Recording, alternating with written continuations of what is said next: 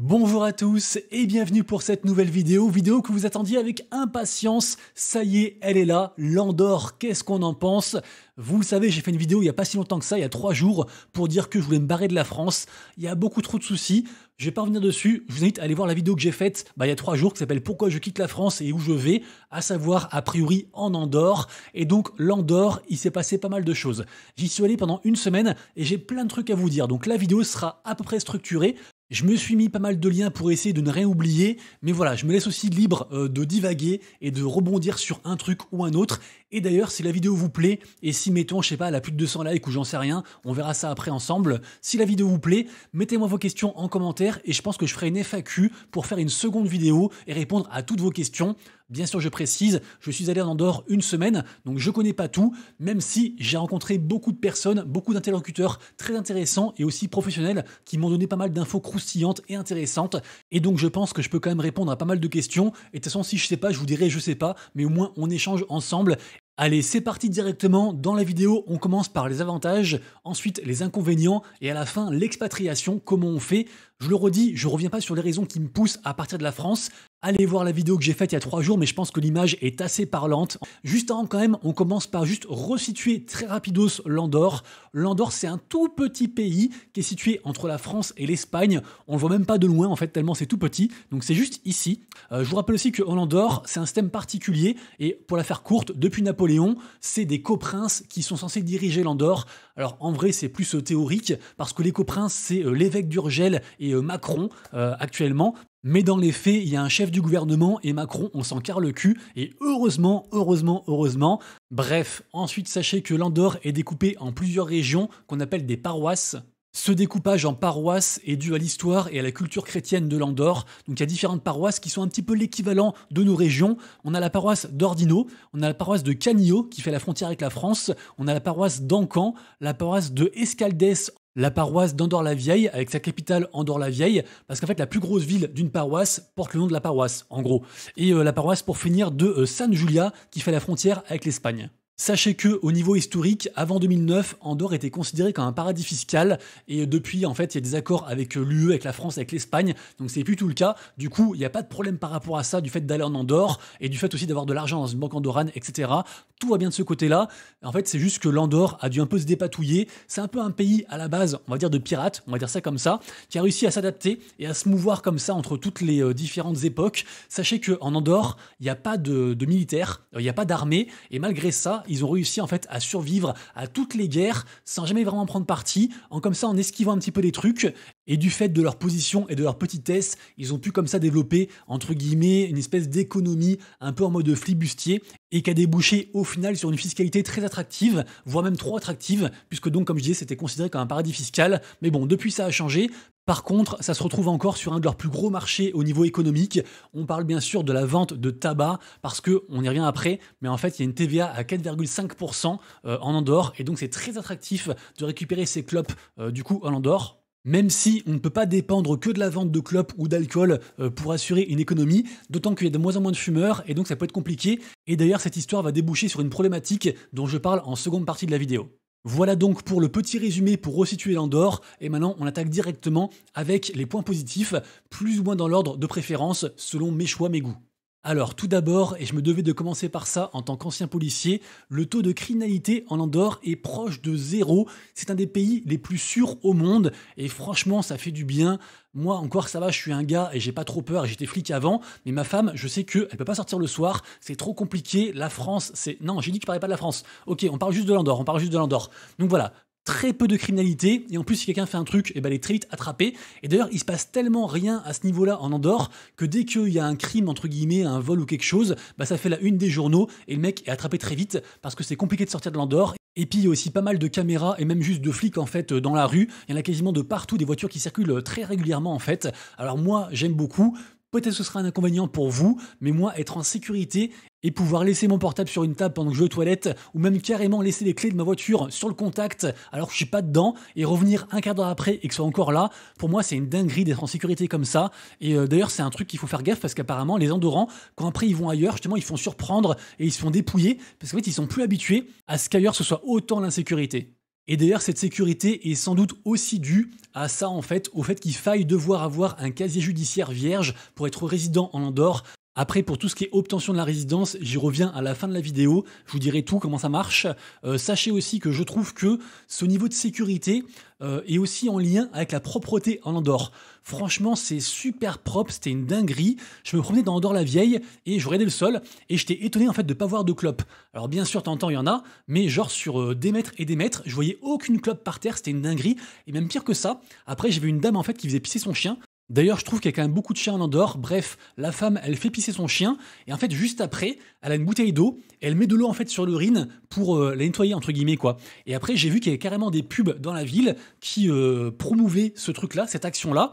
Et en fait, même pour aller plus loin que ça encore, et peut-être que ce sera aussi, encore une fois, quelque chose de négatif pour vous. Peut-être une privation de liberté pour certains, je sais pas.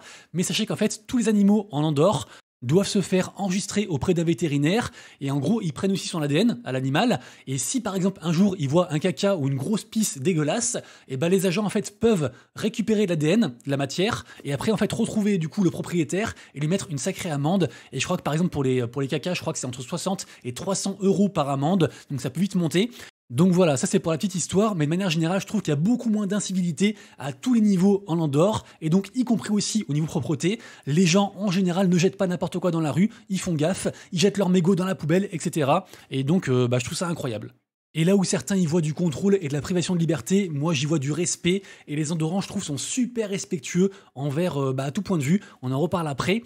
Et juste aussi par rapport à la propreté, je trouve que ça fait quand même écho, il y a très peu de pollution en Andorre, alors forcément c'est assez élevé, je crois que Andorre-la-Vieille qui est une des villes les plus basses est à 1000 mètres d'altitude, un truc comme ça. Non je crois que la province la plus basse c'est en fait celle de l'Espagne, qui est proche de l'Espagne. Bref, en tout cas c'est haut et donc il y a aussi moins de pollution et l'air est plus pur et donc c'est aussi pour ça je pense que en fait l'Andorre est le 5e pays où on vit le plus vieux, donc c'est plutôt cool ça, je trouve. Il y a vraiment une très belle qualité de vie et d'ailleurs aussi un très bon système de soins. Alors, je sais qu'il y a beaucoup de gens qui m'ont dit « Ouais, si tu pars de France, reviens pas te faire soigner en France ». Alors, si je vais en Andorre, j'aurai peut-être pas le choix, quoique j'irai plutôt, je pense, à Barcelone, j'imagine. Mais en fait, en Andorre, vous avez quasiment tout ce qu'il faut pour vous faire soigner. Ils ont un giga hôpital à Andorre-la-Vieille, ils ont plusieurs centres d'urgence dans différentes paroisses, ils ont des pharmacies de partout, bref. Franchement, le système de santé est incroyable. En plus, on n'attend pas 3 ans pour avoir un spécialiste. En 1-2 mois, on a à peu près qui on veut. Mais si vraiment on n'a pas le spécialiste pour son truc très précis, en fait, on est rapatrié. Si on paye une complémentaire, sinon c'est à nos frais. On est donc rapatrié soit à Barcelone en hélicoptère, soit en France, je crois à Toulouse. Donc on peut éventuellement se faire soigner par des spécialistes français. Ça peut arriver. Et sachez aussi pour que vous ayez toutes les infos, pour bénéficier du système de santé en Andorre, il faut payer une cotisation mensuelle à la CAS, la CA2S. Donc en gros, c'est la sécu sociale de l'Andorre. Il faut payer 550 € environ mensuellement. Et en général, pour les employés, c'est l'employeur qui paye. Mais par exemple, dans mon cas, qui va être mon propre patron, je paierai tous les mois 550 € à la casse. Et après, je pourrais faire rapprocher ma femme, elle ne paiera pas. Mais bon, c'est quand même aussi un coût à prendre. Ça coûte pas rien, ça coûte cher. Et donc, il faut aussi être prêt à les mettre, évidemment. Ensuite, autre point positif et qui me concerne particulièrement parce que vous savez, je suis youtubeur et donc Internet c'est très important pour moi. En Andorre, il y a la fibre de partout. Même dans les maisons super reculées, super en hauteur, ils ont la fibre, donc c'est assez incroyable. Donc pour moi, c'est un gros point positif. Autre point positif, bien sûr, la fiscalité, c'est assez connu pour ça. Alors, qu'est-ce que c'est la base? La base, c'est que la TVA, c'est 4,5%. Je rappelle qu'en France, on est à 20%. Et concernant l'impôt au général, particulier et entreprise, c'est maximum 10% et c'est plus ou moins évolutif. Mais même si on est à 10% par rapport à la France, en fait c'est juste le jour et la nuit. Et en plus de ça, le coût de la vie est en moyenne 16% inférieur par rapport à la France. Forcément, c'est à peu près ce qu'on retrouve en fait la différence de TVA. Par contre, je trouve que c'est pas vrai pour tout. Alors, c'est pas vrai pour un truc dont je parle en seconde partie de la vidéo, qui a un gros point noir. Et c'est pas vrai, je trouve, pour la bouffe. Pour avoir fait des comparatifs, je trouve que c'est à peu près pareil. Il y a tout ce qui est Leclerc, Carrefour, etc. aussi là-bas. Et je trouve que c'est à peu près kiff-kiff. Ça dépend un peu des produits. Sachant qu'on peut aussi pas mal manger local parce qu'il y a beaucoup de, de champs, entre guillemets, en montagne, de jardins, d'élevage de bêtes, etc. Donc il y a moyen aussi de manger local, et donc forcément c'est un peu moins cher aussi en général que d'importer un machin qui vient, je sais pas, de Chine ou d'ailleurs. Ensuite, autre avantage, et encore une fois, désolé, je fais un comparatif avec la France. En France, on vit un enfer administratif, on marche sur la tête, et figurez-vous qu'en Andorre, ça fonctionne. En Andorre, l'administratif fonctionne, les services publics fonctionnent. Je sais, c'est fou, vous n'êtes pas habitués, je sais, mais ça fonctionne. Alors après, j'ai quand même entendu certaines histoires, notamment avec les banques, on en revient en seconde partie. Donc je pense que de temps en temps, il y a des soucis, comme partout, mais de manière générale, c'est fou comme ça paraît plus simple et ça enlève une charge mentale de fou au quotidien, incroyable. Également aussi, et vous le savez si vous avez vu ma vidéo où j'annonce quitter la France, l'Andorre, bien que à la frontière de la France et de l'Espagne, n'est pas dans l'Union européenne. Alors oui, il y a des accords, mais ce n'est pas l'Union européenne, et donc ça échappe à beaucoup de choses. Et si vous pensez comme moi que l'Europe va droit dans le mur, et ben vous êtes bien content en fait de quitter l'Europe, donc pour ça c'est très cool.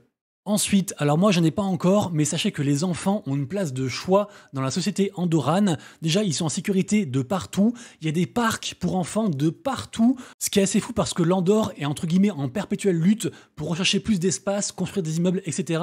et accueillir plus de gens. Et malgré ça, ils ont conservé plein de terrains de partout pour les enfants. Et franchement, c'est trop cool, je trouve. Donc j'ai hâte d'avoir des enfants, ne serait-ce que pour qu'ils vivent en Andorre. Et pour ceux qui se posent la question du système éducatif en Andorre, alors soyez rassurés, ils ont des écoles privées, ils ont la British London quelque chose, une très bonne école mais c'est en anglais, ils ont des écoles bien sûr en catalan, où ils apprennent l'histoire du coup de l'Andorre, pas mal de choses, ils ont aussi des écoles françaises, alors malheureusement c'est le même enseignement qu'en France, alors certains seront contents, moi je trouve qu'en France, en fait il y a plein de trucs qui me sortent par les yeux, je prends un exemple, ça me concerne, je trouve qu'on hypersexualise les enfants dès le plus jeune âge, et je trouve ça fou en fait, bref. Donc vous retrouverez l'enseignement français en Andorre, et d'ailleurs je crois que l'école française est gratuite, si je dis pas bêtise. Ensuite, je l'ai sous-entendu, mais sachez que les Andorrans sont très bienveillants. Le nombre de personnes qui sont arrêtées pour m'aider à faire un selfie avec ma femme, ou juste pour m'indiquer une route ou un truc, parce qu'ils voyaient que j'étais perdu, c'est une dinguerie. Et d'ailleurs ils sont bienveillants aussi sur la route, alors j'en parle juste après, parce que sachez qu'en fait, je sais pas comment c'est possible, mais avant que vous souhaitiez traverser, les Andorrans en fait en général s'arrêtent un peu avant, c'est une dinguerie. Alors je pense que vu qu'il n'y a qu'une seule route principale vraiment en Andorre, c'est un petit pays où la route serpente à travers les Pyrénées, donc il n'y a pas 50 routes, et donc de manière générale, tout est à peu près proche, à plus ou moins un quart d'heure, et je pense qu'en fait les gens sont beaucoup plus relax, il n'y a pas 50 000 ronds-points de partout, il n'y a pas 50 000 routes, et en plus comme je disais, en fait ils sont respectueux en général les Andorrans, et donc ça se retrouve sur la route. Sachez aussi qu'à Andorre-la-Vieille, les passages piétons, ils ont des bordures vertes et qu'on peut aussi appuyer sur un bouton et genre en 10-15 secondes, le feu devient vert. Donc vraiment, c'est super agréable je trouve en tant que piéton mais aussi en tant que conducteur. Et petite digression, sachez qu'il n'y a pas de permis à points en Andorre. Et autre digression, si vous souhaitez vous installer en Andorre, vous devrez, au bout de, je crois, 6 mois maximum, changer de voiture, parce qu'il faut avoir une voiture en Andorre, ou alors faire homologuer sa voiture avec les plaques, tout ça, mais ça coûte un petit peu cher. Et en plus, il faut une voiture assez récente, mais je pense que ça contribue aussi bien sûr à la pollution qui est moindre, parce qu'il n'y a pas des vieux tacos en fait qui circulent en général. Et bien sûr aussi, il faudra aussi faire son permis de conduire pour l'avoir en Andorre, évidemment. Si on est résident, bien sûr, sinon on s'en fout. Vous pouvez très bien venir avec votre vieux taco en vacances pendant 3 mois, il n'y a aucun souci par rapport à ça. Ensuite, autre avantage de l'Andorre, décidément il y en a beaucoup, oui je sais, c'est qu'il y a 300 jours de soleil par an. Alors pour l'anecdote, quand on y est allé avec ma femme, on a eu 7 jours de pluie. Alors c'était pas de la pluie tous les jours, mais on a eu beaucoup de pluie, alors que ça faisait quasiment 2 ans qu'il n'est pas plu. Donc bon, c'était pas très représentatif de l'époque de l'année et de la généralité, mais bon, c'est comme ça, on a fait avec. Mais sachez que voilà, en général, il fait très beau en Andorre et pas forcément très chaud. Alors il fait froid au pas de la case, en gros à la frontière avec la France, et il fait plus chaud en fait vers l'Espagne, pour ceux que ça intéresse. Mais après, bien sûr, suivant si on est dans les hauteurs ou pas, ça change forcément. Alors malheureusement, il n'y a pas la mer en Andorre, mais sachez qu'on est environ à 2h30 côté France, vers Perpignan tout ça, ou côté Barcelone, côté Espagne, on est environ à 2h30 de la plage, donc ça reste toujours mieux que Lyon ou Paris, et ça reste un avantage. Enfin, énorme avantage, si vous aimez la nature, vous le verrez, en Andorre, il n'y a que de ça. De n'importe où, en un quart d'heure, vous êtes dans la montagne, c'est une vraie dinguerie. Il y a des lacs, des paysages à couper le souffle, de la neige, du ski évidemment. Il y a aussi plein de parcs protégés. Bref, si vous aimez la nature et les activités autour de la nature, comme le ski ou le vélo, apparemment, il y a quasiment la moitié du peloton du Tour de France qui vit en Andorre, tellement c'est cool pour faire du vélo là-bas. Donc vraiment, voilà, si vous kiffez la nature, vous aurez plein de trucs à faire. Il y a aussi beaucoup de choses qui sont organisées par le pays, en fait, pour faire des choses en lien avec la nature, au général. Donc vraiment, ça, c'est une pure merveille. Pour quelqu'un qui veut, entre guillemets, retrouver un petit peu une vie plus saine, c'est juste incroyable. Enfin, dernier avantage, mais qui est très personnel, je vous l'ai dit en intro, Andorre a une grosse culture chrétienne et d'ailleurs quasiment 90% des habitants sont chrétiens et je crois qu'il y a genre plus de 40 églises romanes. Vraiment, niveau historique, niveau patrimoine, c'est top. Par contre, moi, je suis un chrétien pratiquant et du coup, j'ai été surpris en fait de voir qu'il y avait si peu de pratiquants par rapport à la culture chrétienne au général qui règne en fait sur l'ensemble du pays. Donc du coup, c'est à la fois un avantage pour moi et un inconvénient. Et d'ailleurs, je précise tout de même, c'est important, l'Andorre accueille tout le monde, tant que vous n'êtes pas un gros connard, en gros, mais peu importe votre religion, musulmans, juifs, bouddhistes, ce que vous voulez, j'ai croisé tout type de personnes du coup là-bas, donc pas de souci par rapport à ça. Allez, nous y voilà, troisième partie, les désavantages, parce que oui, on ne vit pas dans le monde des bisounours, il y a quand même des choses qui sont moins bien en Andorre. Après, bien sûr, ça reste personnel, et des fois, un avantage peut être un désavantage pour quelqu'un, et inversement.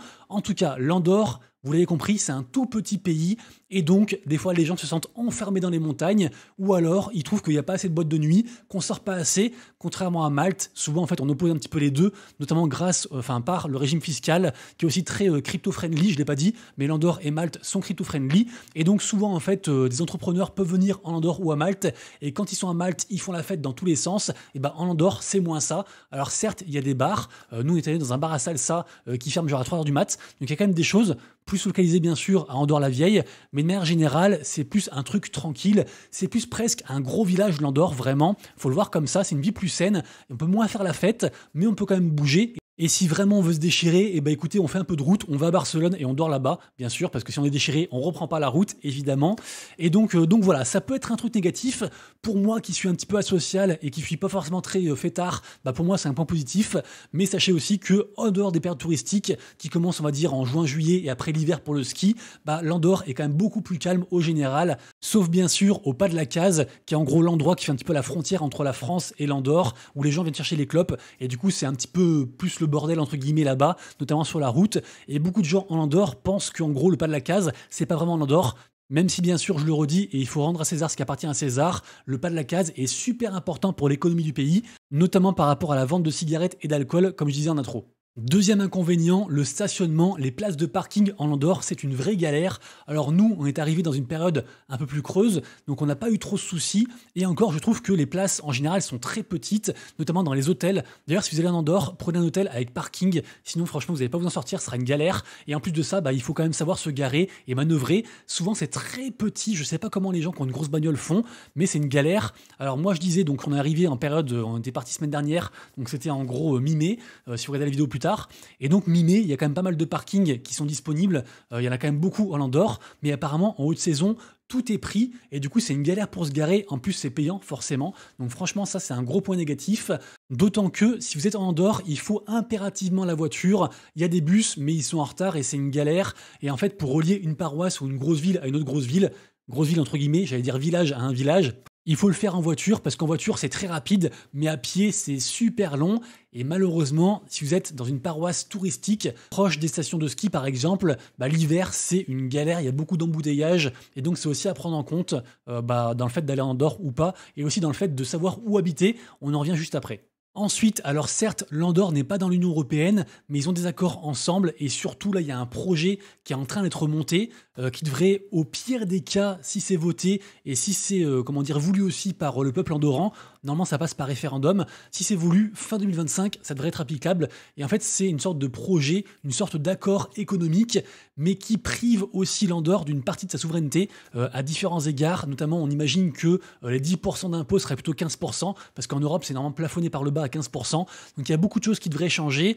Et de mon point de vue, en négatif. Après, bien sûr, apparemment, c'est une initiative de la part de l'Andorre qui a besoin de développer en fait son activité économique autre que par les clopes et l'alcool. Genre, je catégorise un peu, mais c'est pour que vous compreniez un petit peu les enjeux. Apparemment, l'Andorre a besoin du marché européen au niveau économique, et donc en contrepartie, l'Europe veut imposer certaines choses. De ce que j'ai vu et de ce qu'on m'a dit, le peuple andorran est plutôt mitigé, voire négatif par rapport à cet accord. Mais si vraiment le gouvernement veut l'imposer, apparemment il peut le faire contre les gens, enfin contre la population.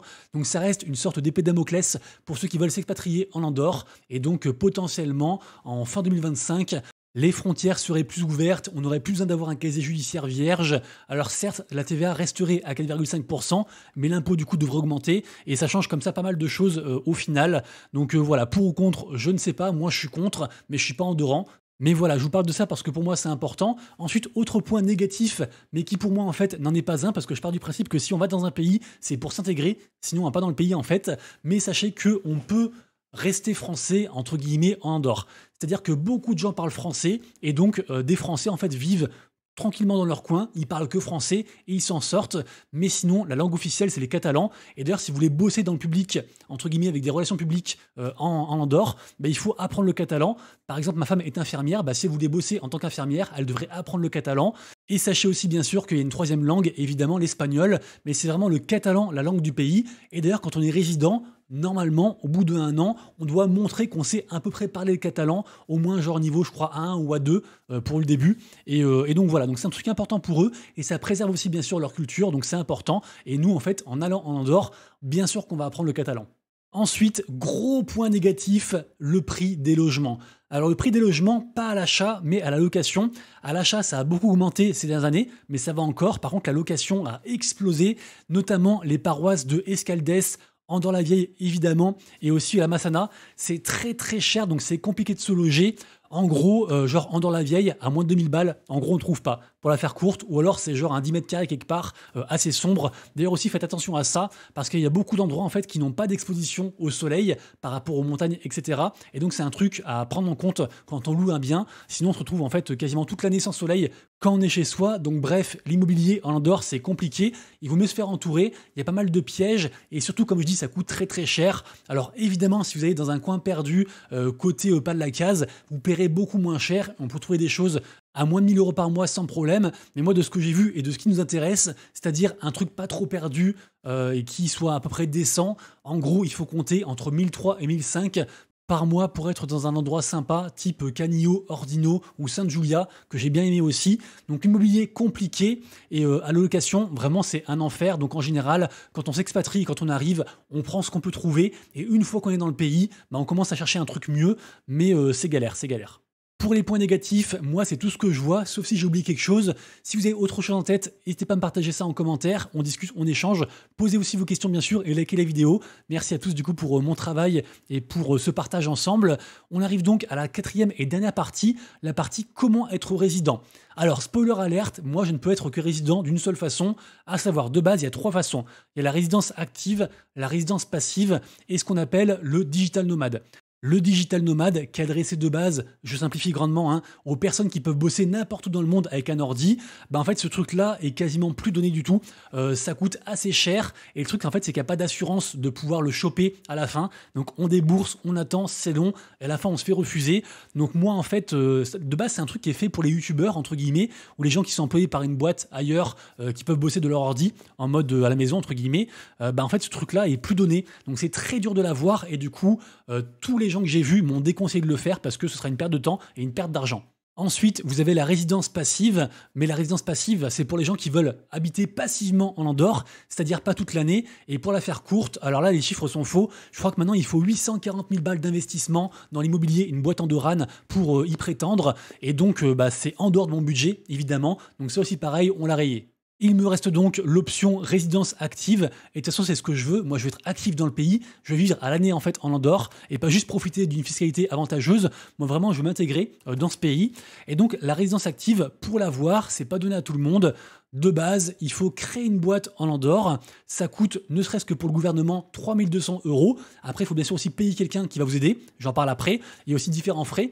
Et également aussi, surtout, en fait, pour après demander la résidence une fois que la boîte est créée, ce qui prend plusieurs mois, il faut déposer dans une banque andorrane 50 000 €. Et ces 50 000 €, on les récupère quand on repart de l'Andorre. Mais sinon, en fait, ils ne travaillent pas. C'est juste un dépôt exigé par le gouvernement. Et en fait, c'est pour limiter l'immigration. Je crois qu'il y a environ 2 ans, c'était 14 000 €. Là, il a augmenté et il y a des chances que ça augmente encore plus, peut-être 100 000 en fait prochainement, parce que le pays en fait est tout petit, on ne peut pas étendre indéfiniment les immeubles. Je crois qu'on est à 85 000 habitants en fait en Andorre, et je crois que le max du max c'est genre 110 000, en imaginant que tout est construit et tout ça. Donc vraiment c'est à flux tendu. C'est aussi pour ça que l'immobilier c'est très compliqué évidemment, et donc en fait pour limiter l'afflux de personnes, ils ont mis ça en place. Donc en gros, moi, de ce que j'ai calculé, il faut au moins avoir 70 000 € pour pouvoir envisager d'aller en Andorre, en comptant aussi bien sûr un peu d'avance, notamment sur le loyer, Par exemple, pour le loyer, en fait, alors c'est très simple pour louer un truc. Si vous avez de l'argent, vous pouvez louer un truc très rapidement. Et pour partir, c'est un mois, en gros, un mois d'édite.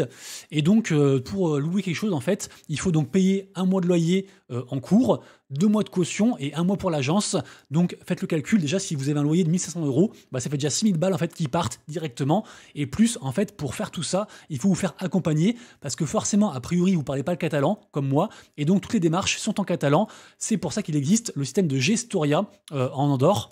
Alors, les Gestoria, ce ne sont pas forcément des fiscalistes, c'est juste du conseil juridique et des gens qui vont vous aider dans les démarches pour faire le permis, la création d'entreprise, la demande de résidence, le rapprochement aussi du conjoint, ce genre de choses. Et donc, en échange, forcément, ils facturent. Et en moyenne, une moyenne, c'est environ 5500 € pour ces démarches-là, sachant que ça peut exploser. Plus vous voulez de choses en fait chez la Gestoria, plus ça explose. Et ça peut aussi être un peu en dessous.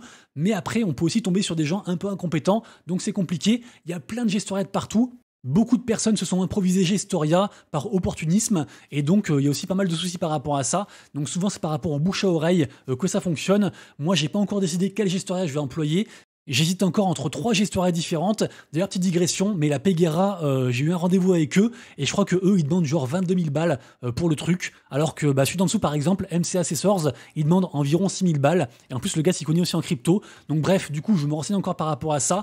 Mais la Gestoria, c'est un point très sensible et vraiment, il faut recouper les infos, aller en voir plusieurs, vous renseigner, rejoindre des groupes d'expats sur Facebook, WhatsApp, etc. et recouper les infos.